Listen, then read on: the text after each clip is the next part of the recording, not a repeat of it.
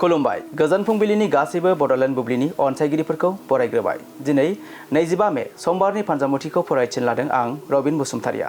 फानजामुथिनि गिबियाव दं मेष राशि। खामानिफोरखौ धैर्य आरो सोलोजों मावनांगोन।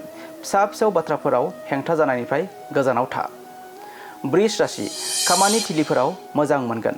जाफुंसारनायनि थाखाय खस्थ' खालामनाया गोनां। मिथुन राशि। फालांगियाव गिदिर सम्पथिजों सोमोन्दो गोनां बेसेन मोननायनि मिजिं दं। सावरायलायनाया जाफुंसार जागोन। कर्कट राशि। सोरनिबा हेफाजाबजों जाफुंसारनायनि गोदान लामाया गेवगोन। गोजौ सोलोंथायाव मुलाम्फा जागोन। सिंह राशि। समाजारि महरै मान सन्माना बांगोन।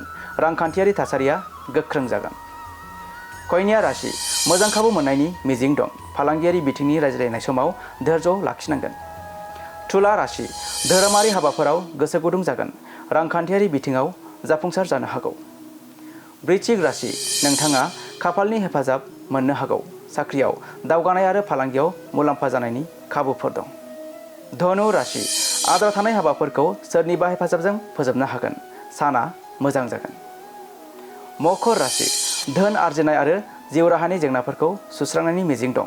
गोसोआरि नारसिनथायनिफ्राय उदां जागोन। कुम्भ राशि।